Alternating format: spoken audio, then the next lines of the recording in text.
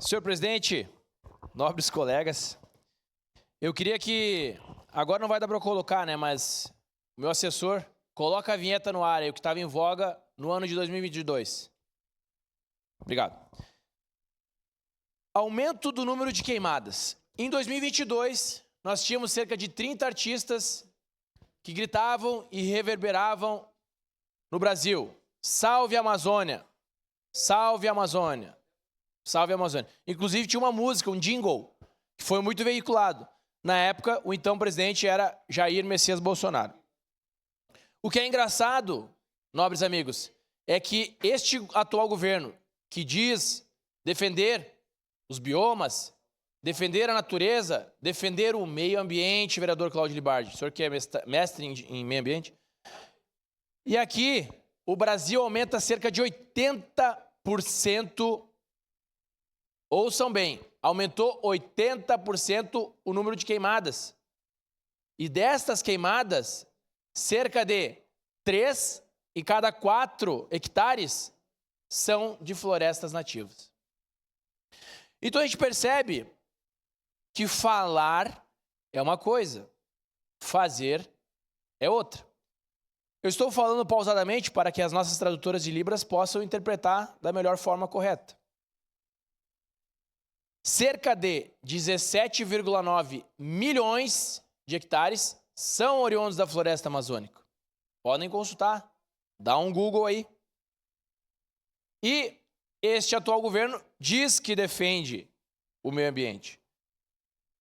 Se de fato ele defendesse o meio ambiente, por qual motivo ele taxou as placas solares? No ano de 2022, nós tínhamos 0% de impostos sobre as placas solares. No ano de 2023, 6%. No ano de 2024, 9,6%. E no ano de 2025, para fechar com chave de ouro, o governo federal taxou em 25% as placas solares. O que isso causou? Peguem o raciocínio comigo.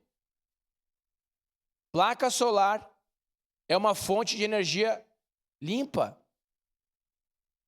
Ela gerava energia sem queima de combustíveis fósseis. No entanto, como o governo taxou, inviabilizou a aquisição das placas solares. Então, talvez, Dona Maria, talvez, seu João, um dos motivos para a sua conta de energia estar alta são esses. As pessoas foram inviabilizadas de colocar a placa solar na sua casa. Com isso, o governo prefere ligar termoelétricas, que são muito mais custosas para gerar energia, ao invés de fortalecer e fomentar a venda das placas solares. Nobres colegas, tive diversos amigos, tenho ainda, porque estão vivos, né? Que tiveram que mudar de profissão. Mudaram de profissão, eles tinham empresas de placas solares. Eles tiveram que mudar de profissão por quê? Ninguém mais comprava. Porque inviabilizou o negócio. Tantas pessoas que começaram a fazer o cálculo. Eu sei que a senhora faz o cálculo e conta quanto a senhora ganha por mês. Começaram a fazer o cálculo. Se eu investir R$500 por mês, em 30 anos eu consigo pagar a placa. Porque a conta de energia é mensal e dá mais ou menos o mesmo valor. Se eu já pago R$500 de energia, por que eu não poderia pagar R$500 comprando placas solares? Que em 30 anos elas serão minhas e eu não precisaria mais pagar a conta de energia.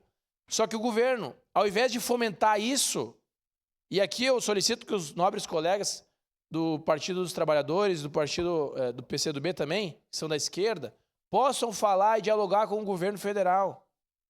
Esse aumento dos impostos nas placas solares inviabilizou o negócio.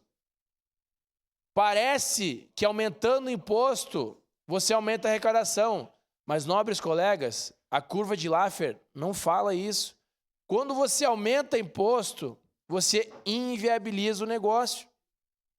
E as pessoas não vão mais comprar aquele item.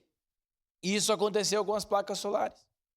Então, talvez um dos motivos que a conta de energia hoje está o preço que está seja por conta desse aumento do governo federal, que ao invés de fomentar o negócio, acabou com ele praticamente quase que completo. Muito obrigado, presidente.